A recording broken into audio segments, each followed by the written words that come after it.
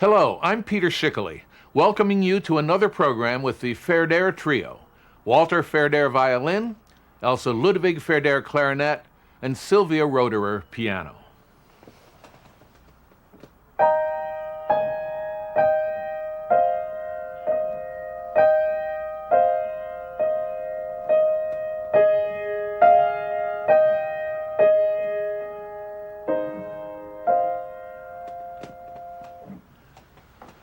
That was a bit of a trio I wrote for the Verdehr Trio several years back, one of over 130 works written in the past 3 decades for and commissioned by the Verdehr Trio in Michigan State University. Today we're going to join the trio for a conversation with composer Joan Tower, as well as a performance of her work Rainwaves, written for the trio in 1997. This was commissioned for them by Michigan State University, where they are in residence, and is published by Schirmer. My old friends Walter and Elsa Verdehr founded their trio way back in 1972, only to realize that the repertoire for the violin-clarinet-piano trio was basically limited to 7 works by Bartók, Stravinsky, Berg, Ives, Milhaud, Khachaturian, and Krenek. Although these were fine pieces, it soon became apparent that more repertoire was needed. So, they set out to expand and create a literature from these germinal works by commissioning additional trios. To date, they've passed the 130 mark, and the music keeps coming. As time has gone on, the music has begun to shape and define the personality of this uniquely 20th century medium. The Making of a Medium, Series 1, included 6 TV programs featuring composers Ned Rorem, Thea Musgrave, Gunther Schuller, Carol Husa, Leslie Bassett, and Alan Hovhaness. This program of Joan Tower's Rainwaves continues the second Making of a Medium series, which began with my Serenade for 3, commissioned by the trio in Michigan State University and recorded for TV at Bradley University in Peoria, Illinois. That's what I was, with typical modesty, playing at the top of the program. These programs help illustrate the wonderful variety of music styles which coexist in our present day, a diversity which will become more and more apparent as this series continues to unfold. Joan Tower is one of the most renowned American composers of our time, and her works are frequently performed throughout the United States and Europe. One of the most successful women composers of all time, says the New Yorker. Tower has earned a place among the most original and forceful voices in modern American music, writes the Detroit News. From Toronto's Globe and Mail, one of the most important U.S. composers of the second half of the 20th century. Quotes like these come fast and furious for Joan Tower, who in 1998 was inducted into the prestigious American Academy of Arts and Letters, was the recipient of the 1990 Grawemeyer Award in Composition, and also was awarded the Delaware Symphony's Alfred DuPont Award for Distinguished American Composers. As an old friend, I can add that she's a fine musician and a delightful person with a robust sense of humor. Tower's bold and energetic music quickly entered the repertory with numerous performances by chamber groups as well as orchestras in New York, St. Louis, San Francisco, Minnesota, Tokyo, Toronto, and England. From 1969 to 1984, Tower was pianist and founding member of the Naumburg Award-winning Da Capo Chamber Players. Presently, she is professor of music at Bard College and composer in residence at the Yale Norfolk Chamber Music Festival during the summers. She has been the subject of television documentaries on WGBH Boston, CBS Sunday Morning, and MJW Productions England. Now let's meet Joan Tower as she speaks with Walter Verdehr. Joan, do you mind just telling us a little bit about the title? Titles are so hard I work very hard at my titles, and some of them work and some of them don't. This one is, I'm not sure whether it works or not. It's basically an image for different kinds of rain patterns. Hail sometimes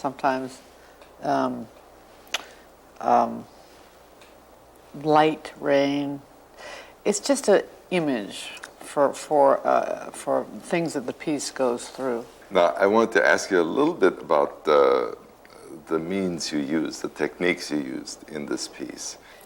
The instrumentation is something I find very interesting, particularly the role of the clarinet, because I love the clarinet, and I've written several pieces for the clarinet, and having Elsa play it, who I'd heard about for years, was very exciting to me.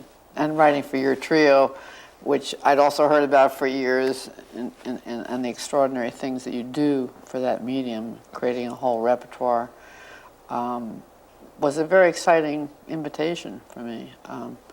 But pitting the clarinet and the violin and the piano against each other is not easy.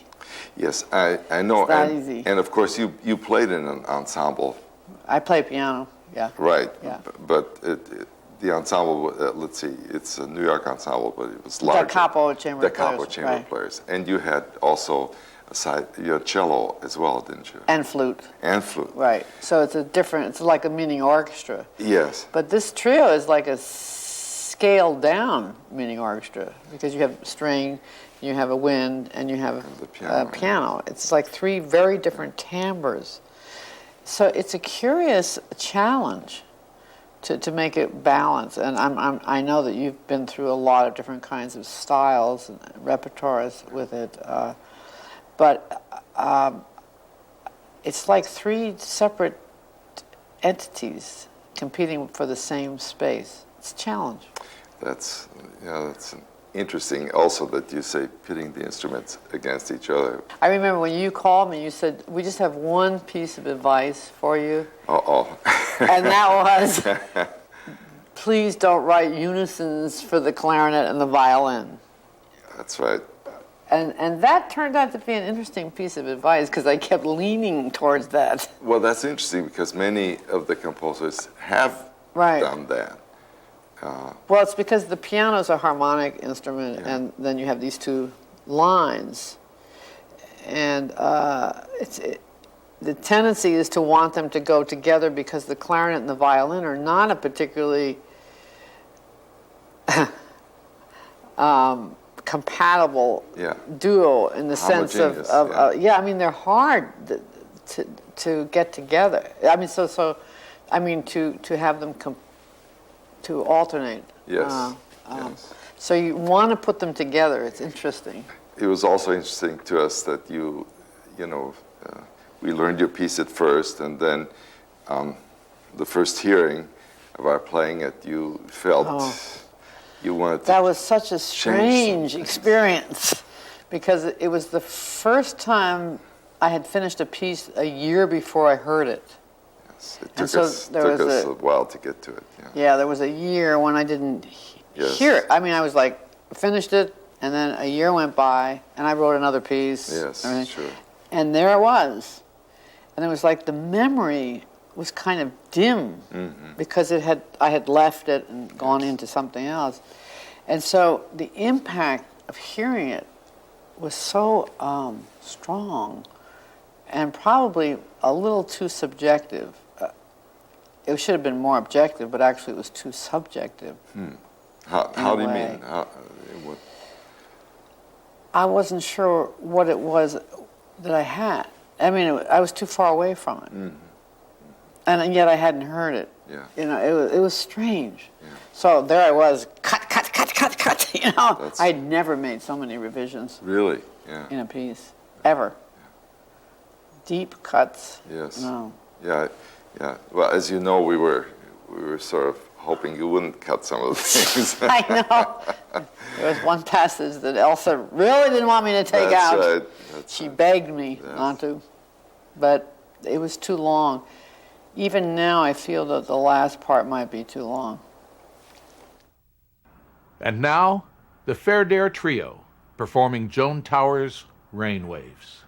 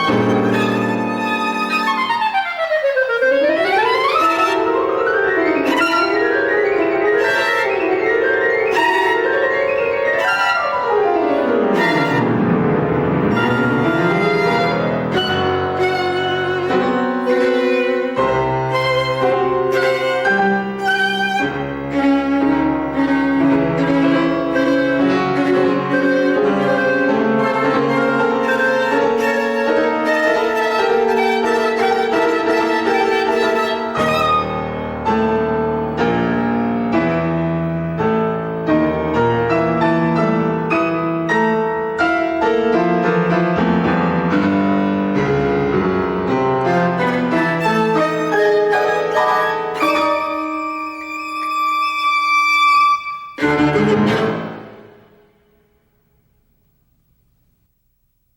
I've learned over the years that the piece has to be right, and if you got to get it to the best place possible, no matter how many sacrifices you have to make, because it's a piece that you want it to live, to have a life, to be out in the world, to be healthy and strong, like a kid. Yeah. I mean, I think of my pieces as kids, my kids. Sure. Some of them are delinquents. Some of them are boring.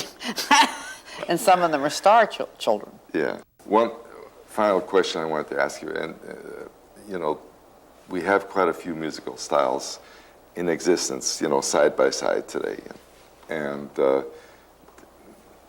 climate seems to be ripe to let them coexist, right? Do you have any thoughts about where where music is going, or if any one particular style is going to be preeminent? Or we just did a photo shoot in New York of I think it was 80 composers of all different styles. It was quite a gathering of composers, and they ranged from Elliott Carter, who's about 90 something, to Michael Hirsch, who's about 25 or something, and all styles. And I think we're living in a wonderful century that there isn't this umbrella over you saying you belong to the wrong style. No. There's too many styles now. Nobody really says you belong to the wrong style anymore. Nobody can claim this is the right way to go. I love it. I just love it. I love being in this kind of environment. Yes. What is going to come out of this, I do not know. But I do know that some organizations have to do more contemporary music because they're killing the field by not doing it. Yeah. Because they're not breathing new life into the field, whether it be orchestra or opera. The string quartets have gotten better, but there's this devotion to the past, which is sort of frozen in some kind of safety valve. It's like it's safe and it's something we know. Yeah. And that's not healthy. It's just not healthy for any field because there's no risk, there's no air coming in, there's no challenge to the existing piece that they're playing. We need to bring new life to That's right, and that's what I mean. That's what's so great about your trio, because you don't run from that. You're very passionate about creating a literature for your medium, and for making it a serious commitment. Yeah. You know, where you take it all over the world, you record it, you get involved with it, even if you don't particularly like it, you give it a chance. You know, that's a very unusual thing for any group, even for a contemporary group.